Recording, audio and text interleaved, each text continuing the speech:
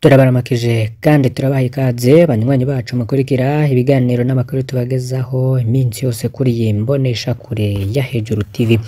Turabahaye ikaze aho muherereye hose banywanyi mudahwema gukurikira ivyo tubagezako. Hari amakuru menshi avugwa mu bisata byinshi tubatunganiriza hamwe n'ibiganiro tubagezako, inkuru zivugwa muri politike, umutekano hagati y'akazi na muntu, gutungane, inkuru zivugwa mu kibano biba vyatangajwe n'abategetsi batandukanye, ingingo n'amatangazo bigena bene gihugu n'ayandi makuru menshi bica ku mbuga ngurukana bumenyi hamwe n'ibimenyesha makuru.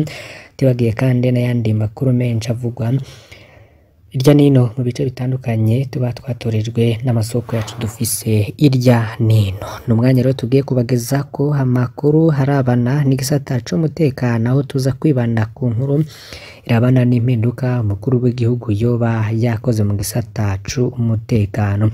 N'itangazo risimwe ko n'umukuru w'igihugu General Evariste Ndayishimiye, tukaba turifise muri aya makuru mukaza kurikira ibirimo.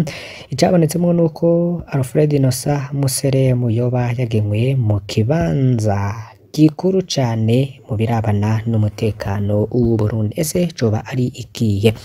Uze gucikwa n'aya makuru ku buryo bw'idonido. Sivyo gusa tuza kubagezaho, ahubwo kandi turaza kubagezaho n'urukurikirane ibyabaye kuri Alfred Innocent Musere mu mwaka w'ibihumbi 2023, kuko hari mu ntwazangabo zari zafashwe zirumvirizwa imbere yo kurekurwa. Alfred Innocent Musere rero akaba ari intwazangabo yahora iramutswa igisata c'iperereza ryo hanze y'igihugu. Ico gihe akaba yarasubirijwe na Colonel Pierre Claver Nzisabira, yahora ari umunyababanga ntayegayezwa y'inama nkuru y'igihugu y'umutekano.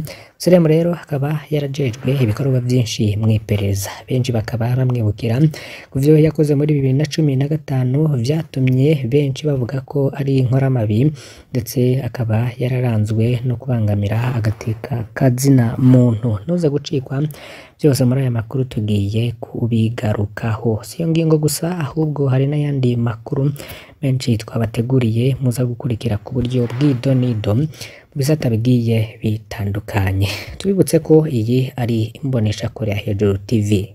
Raba hasi amande y'ijambo Hejuru TV hariko ijambo subscribe. Niba ukoresha YouTube y'icongereza, niba ukoresha y'igifaransa banditse s'abonner. Amande y'ijambo Hejuru TV ifyonze ko rero curonka amakuru n'ibiganiro vyacu uri mu ubambere. Turabahaye ikaze aho muri hose. Evariste Ndayishimiye ahejeje kugena Alfred Innocent Musere mu kibanza c'umunyabanga ntayegayezwa mu nama nkuru y'umutekano. Gusa tubibutse ko ku itariki ya 17 ukwezi kwa 2024 ariho Colonel Alfred Innocent Musere yabogojwe mu babanga yo kurongora iperereza hanze y'igihugu. Ndetse no muri Mugakaro 2022 mu mwaka wabanjiriza uhera, yari yakuwe mu burongozi bw'iperereza mu gihugu hagati canke DDI. Iyo yabaye intango y'ikurwa rya General Alain Bunyoni. Munsi Musere rero akaba yahawe amabanga mashasha nyuma yo guhabwa amabanga rasubirizwa, agahabwa amabanga gasubirizwa. Vyose rero bikaba ari ivyamuranze. Yakuwe rero mu gihe ingoza Alain Bunyoni mu Gasekebuye zo mu Rutana zariko zirasakwa. Alfred Innocent Musere rero akaba yarasubiriwe na Colonel Pierre Claver Nzisabira, yahora n'umuyobozi ntayegayezwa w'inama nkuru. Tubabwire rero ibyabaye ku igenekezo rya 17 rishira wa 18 kwezi kwa 4 2023. Ico gihe Colonel Alfred Innocent Musere na Colonel Desire Uwamahoro barahagaritswe. Baba baregerezwa ko aribo baburiye General Alain Bunyoni ku bwaca asakwa. Mu mwanya mu munsi ukurikiyeho igihe bafashwe, makuru rero ico gihe atari yemezwa neza, yavuga ko Bunyoni nawe yaba yarahungiye mu gihugu ca Tanzania. Gusa ico gihe Alfred Innocent Musere yahora ajejwe iperereza ryo hanze, amabanga ari yaraye ayabogojwemwo ku itariki ya 17 ukwezi kwa 2023. Imbere yaho Musere yarajejwe iperereza mu gihugu hagati, yarabaye n'umuhanuzi mu biro bikuru by'umukuru w'igenereza mu Burundi. Yaratwaye n'igipolisi kijejwe uruza n'uruza mw'ibarabara. Tezuro w'amahoro rero nawe yahora aza arakurakuranya kurongora igipolisi kijejwe kugwanya imigumuko mu makambi y'igipolisi. Rero kijejwe gutabara vyihuse GMI. Bose rero uko hari babiri barazwi bakinagizwa na Alain Guillaume Bunyoni Museremu nawe w'amahoro, bariko amaraso menshi inzirakarengane zishwe n'izindi zanyorojwe zikabugwa irengero, ariko sivyo bakurikiranwa ko ico gihe. Ubu rero bakaba bariko barazira indyane zari ziri hagati y'abayoboke ba President Ndayishimiye be n'abamurwanya mu bo bahoze basangiye urugamba. Ico gihe Museremu amaze kubaguzwa yanagiye no mwiperereza kubazwa, ariko Museremu rero ico gihe ku munsi ubandanya we yafatiwe ko yoba yararekuwe ari mu gatondo. Ku itariki ya 17 kwezi kwa gatanu 2023 niho mukuru w'igihugu abinyujije mu mushikiranganji Martin Teretse ajejwe intwaro yo hagati mu gihugu, umutekano n'iterambere rusange yahaye akazi intwanzagabo mu gipolisi zari zifise ico zikora. Ico gihe rero hari inyuma ya hafi y'imyaka 4 ari igihangange giteye ubwoba mu iperereza ry'u Burundi Alfred Innocent Museremu. Ico gihe rero akaba yararungitswe gukorera umuyinga aho yarajejwe ibibazo vy'imibano mu gipolisi mu karere k'intara zo mu buseruko. No kuvuga ko ico gihe bari bamushize kure y'amabanga y'ivy'umutekano w'igihugu. Ico gihe rero akaba yarabibazo byo gufatana mu nda hagati y'abapolisi, gutunganya ububare bw'abapolisi, kuraba ibijanye n'ubugeni bw'abapolisi, gukurikirana ibibazo by'abapolisi bafise nk'indwara zidakira n'ibindi bijanye n'imibano mu bapolisi bako karire. Alfred Innocent Museremu rero imuyinga arazwi cane kuko ari n'amakuru menshi yanagezweho kuko yaraho imuyinga, ndetse ku mbuga ngurukana bumenyi bavuga ingene Colonel Alfred Innocent Museremu akengera abakoresha biwe muyinga ngo nibangana kubera ari inshuti ya muka Varisito Ndayishimiye. Mu ntango y'ubutegetsi bwa Ndayishimiye Colonel Museremu yari igihangange koko, nkuko nk'umukuru w'iperereza mu gihugu hagati Museremu yaricaga akiza, yafunga uwo ashatse wese, abo ahagaritse yabakoze ico ashatse, kuburizwa igufa, kwicwa, kubugwa irengero, tangishwa ibiturire bikomeye, kunyagwa ivyabo hamwe n'ibindi. Colonel Museremu rero ico gihe yarasumbya inguvu umukuru w'urwego rw'iperereza, uvuga ko yarafise inguvu kurusha umukoresha wiwe. Ivyo byose rero vyava kuko Museremu yarishikira umfaso n'umukuru w'igihugu, abacamanza n'abashikiriza amanza. Museremu yabaha amategeko ku telefone kandi bitwa ko bari hejuru yiwe. Ingingo za Museremu rero zasumba kuri z'umushikiranganje w'ubutungane. Museremu rero ntiyanatinye kwagiriza umupfakazi w'imyaka 18 Krista Kaneza ko yiciye umugabo wiwe Thierry Kubwimana, kandi uwo yari yaganaguwe n'iperereza Museremu yari arongoye. Museremu rero ntiyatinye no gufungira ubusa muganga Christophe Saha bivuye ku mutegetsi wo hejuru cane yoba ashaka kumunyaga ibitaro Kira Hospital. Museremu yari yarabaye akamana gatoya mu Burundi muri mukakaro 2022. Museremu yarakorotse gato habwa kurongora iperereza ryo hanze mu gihugu Ndamukiza 2023 twabibabwiye, naho yarakorotse rwose asambishwa mu iperereza nyene ku madosiye biturire acarakurwa mu mabanga yo mu iperereza ndetse no muri Rusama 2023. Colonel Museremu ariho yarungitswe muri komisariya regionale y'igipolisi Muyinga aho yarajejwe imibano mu gipolisi. Ayo mabanga rero yafashe nk'agakengere k'umushikiranganje Martin Teretse azi yagatonda kuko yishakiye. Kadundura yabaye mu minsi izaho Colonel Museremu yoba yarafashe imodoka aja muri Tanzania mu bikorwa vy'urudanazwa rwiwe, agenda atanabimenyesheje n'abamutwara.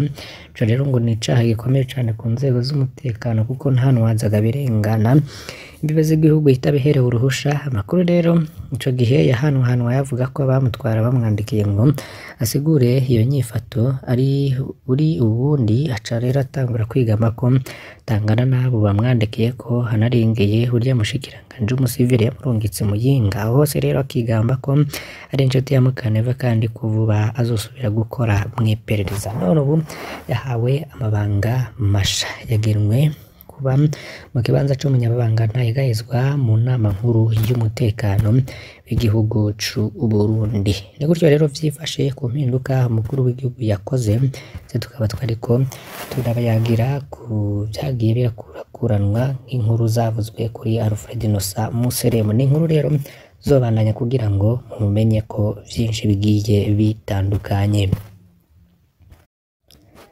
Yandi makuru y'ivyo twabateguriwe mu kwanka gusansumwa kw'abayoboke b'amadini hamwe n'intambamyi iriko iribonekeza muri rusansuma. Nicolas Ndayishimiye arongoye ikigo kijejwe ivya rusansuma seno bamenyesha muri abo banka kwishura bazovya bariko barakora rusansuma harimwo abasoke, abajejuru, abatampera, abazebiya. Ivyo rero akaba yarabishikirije mu itangazo ryo kuri wa 9 Nyakanga 2024 yerekana aho bagejeje kurwa inyuma y'imisi 7 hatanguye rusansuma nyezina y'igihugu y'abantu, uburaro, uburimyi n'ubworozi. Akabasaba abarongoye amazone, quartier, mitumba no bucimbiri kurugwiza inguvu mu guhimiriza abanyagihugu harimwo nabo bahurikiye muri ayo madini bashaka kwitabira rusansuma. Ndongozi z'ayo madini nazo akazibutsa ko rusansuma atakindi igamije atari neza y'imiryango yabo. N'umushikiranganje wa mbere wa leta y'u Burundi Gervais Rakobuca akaba yaraheruka kumenyesha ko iyo rusansuma atakindi igamije atari ukwegeranya ibiharuro mfatirwa ko bizofasha gutegura imigambi y'iterambere.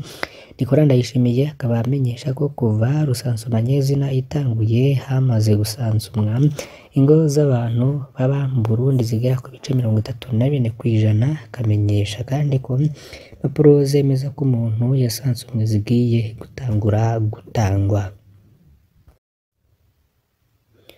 Yandi makuru avugwa cane mu gisata co kwiyunguruza nuko bunguruza abantu bahinduye ibituro n'abiyunguruza rero baje hagati mu gisagara ca Bujumbura bava muri zone Maramvya bidoga ko imiduga tagishika hagati mu gisagara ahubwo itara abantu kuri Kotebu atariyo basanzwe baroye. Kuri wa gatatu rero mu miduga irenga 5 yaje muri ako gace hagati y'isaha 1 na 2 z'agatondo, umwe wonyene niwe wapakiye abantu batwara hagati mu gisagara ca Bujumbura, abandi bose bajaho ku isoko ya Kotebu muri zone Ngagara. Bakaba banegura ko bamara umwanya munini aho batondeye imiduga naho bagera kuri Kotebu bagasubira gutonda barihana yandi mahera. Bavuga ko ivyo bituma bacererwa mu mirimo yabo. Abo bunguruza abantu bikika mu kiza kandi bari baronse igitoro bunguruza abantu hubahirijwe ibituro vyabigenewe. Bamwe muri abo rero bagasaba injejwe intwaro n'umutekano gufasha kugira ngo iyo n'igitoro gike kibonetse ntihabe kwikika mu kiza. Ni mu gihe rero buca abanyeshuri batangura amashure bibatera amakenga kuruta. Iyo miduga rero ishitse kuri Kotebu imigaca isubira gupakira abantu ibajana hagati mu gisagara ca Bujumbura ibanje kururutsa bari bavuye ahandi, abandi nabo bagahitamwo guca basubira inyuma bagatwara abantu nko mu Kamenge, Carama n'ahandi. Ivyo rero bikaba bimaze imisi itari mike vyibonekeza. Mu yandi makuru rero hagiye atandukanye hari ibiriko biravugwa cane. Orcome iryo shiramwe ribazwa no kubona amashiramwe yigamiye leta adatanga umusaruro. Nishiramwe rero rigwanya barya ibiturire n'abasesagura amatungo ya leta. Orcome rivuga ko bidatahuritse kubona amashiramwe yigamiye leta adatanga ivyegeranyo by'ubutunzi akoresha umwaka ku mwaka. Gabriel Rufyirira rirongoye akavuga ko hari n'amashiramwe mwamwe yegamiye leta ariko arahomba ibishobora no konona ubutunzi bw'igihugu. Akabona ko bituruka ku bantu barongoye amashirahamwe bashirwaho kubera bari mu mugambi uri ku butegetsi aho kuraba ico umuntu amaze. Rufyirira akaba asaba abajejwe guhagurukira ico kibazo ku neza y'igihugu. Akaba rero abishikirije nyuma yaho sentare yubahiriza amatungo ya leta herutse kwerekana mu nama nshinga amateka ko hari amwe mu mashiramwe ya leta atigera yerekana ingene akoresha ubutunzi bwayo baba bahawe. Ikindi kandi nuko ibubanza batariko bemerera abakenyezi babo kuja ku buryo bwo gutandukanya imvyaro. Byemezwa na bamwe mu bakenyezi bo muri komine Rugazi zone Muzindi ntara ya Bubanza aho basigura ko ari abashinga ntaye batemerera abakenyezi babo uja kuryo gutandukanya imvyaro kuko bibwira ko baramutse babikoze bohava baca badasubira kububaha. Bavuga kandi ko hari n'abashinga ntahe bababwira ko ibijanye n'ubwo buryo bwo gutandukanya imvyaro tera indwara, bakababwira kandi ko baramutse bagwaye batazobavuza. Donasiye ku bwayo nimboneza mu kigo kijejwe iterambere ry'ingo n'imiryango muri komine ya Rugazi akaba avuga ko inyigisho zitangwa mu mashengero hamwe n'ibihuha biri mu bituma hari hari abadatahura ibijanye no kuja ku buryo bwo gutandukanya imvyaro, akaba hanura abubakanye kuyaga no kumvikana ku bijanye n'uburyo bwo gutandukanya imvyaro ku neza y'urugo. Mu mwaka 2022 urugero rw'abakoresha ubwo buryo bwo gutandukanya imvyaro ku isi rwari ku bice 67%, mu gihe uburyo bwa none gusa bwakoreshwa ku bice 58.7% mu bakenyezi bubatse. Tubakengurukire cyane ko mwakurikiye amakuru twabagejeje ko kuri imbonesha kuri Hejuru TV. Mbasabe kandi nimuzocikwe n'ayandi tuzobandanya kubageza ko mu bihe bigiye bitandukanye ku bisata byinshi: politike, hagati y'akazi na muntu, umutekano, ibivugwa mu kibano, inkuru ziba byatangajwe n'abategetsi bagiye batandukanye, ingingo n'amatangazo hamwe n'ayandi makuru akubiyemo amatoza tuba twabakoreye. Byose ubisanga kuri iyi mbonesha kure ya Hejuru TV. Imana ibahezagire.